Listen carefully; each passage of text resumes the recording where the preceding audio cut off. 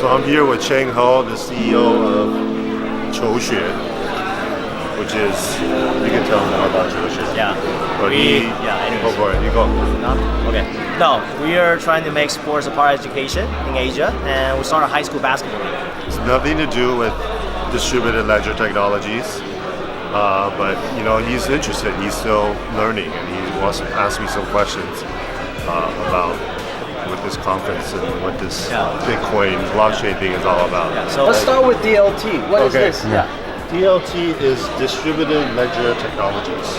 Now, I'll explain it in a way where, I would explain ledgers as it's like a scorecard.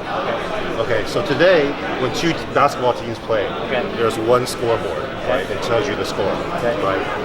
And in a banking system, one bank keeps the score of how much money you have, how much money you have, how much money she has, right? And the problem is there's only one database, or that bank holds that scorecard. And so that bank becomes so powerful that they can say, hey, one day I'm going to cancel your debts, right? And this has happened before. Financial crisis 2008, right? Suddenly, this was $700 trillion of debt. Suddenly, boom, the bank says, or the government bails them out, boom. And why? Because I own that ledger. Okay, a distributed ledger means that, okay, I'm not going to trust you or one person to hold that scorecard. We're all every person in this room is going to hold a scorecard. And we're all going to agree what that score is. And so you can't mess with that scorecard. We're going to share, and we're going to have to come to a consensus and agreement to maintain that ledger. And so a distributed ledger means distributing that scorecard to many, many people, many, many parties, so we can collectively, as a community, maintain it. So that concept is powerful, but how does that, what can I do about this? Well, one, you have to understand the injustices of money, of how our data is being, and so what I fight around is about people's data. Right now, in the same analogy of the bank, there really are very few companies that owns everybody's data, right? You don't own your identity. How crazy is that? You don't own your data. You don't eat, today when you do a workout, 10 minutes, your heartbeat, your calorie burn, none of that, you don't own that data.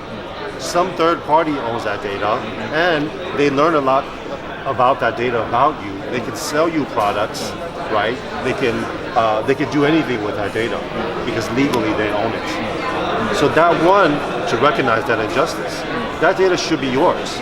You should have a right to own that data. And if one day you want to sell it, or one day you want to throw it to some AI to learn more about yourself, you should have that choice. But first, we need to define that digital property. You need to own it. So first, you got to recognize that there's a problem, and then you got to start thinking about being more mindful and have more intentions about what that means. So what to do about it. As you were saying that, I was thinking, so there are two ways about that. Either the consumer comes to the realization, the meaning of data and identity, but do you think there be the other side where these companies will come to realization they need to be more responsible and have better value? Absolutely. That's why right now companies like Facebook are getting so much flack, right? Companies like Google, right, that are getting blocked and fined in Europe, right? Because Europeans are really taking the lead. Have you heard of something called GDPR? It's a global data protection program, right?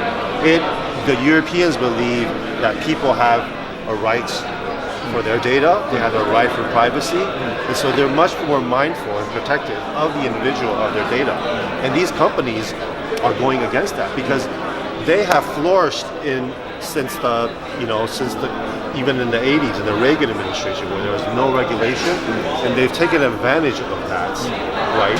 And now has monopolized and now basically own everybody's data without people really understanding why we should own our data.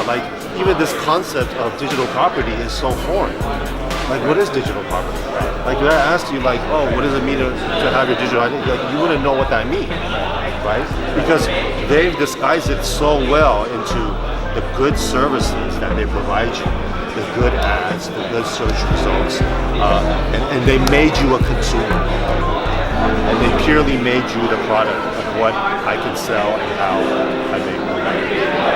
And so that's a deep fundamental problem going forward in the information age. If we don't fix this, and this is what I'm going to talk about, in the next 100 years, those 7 same companies will dominate.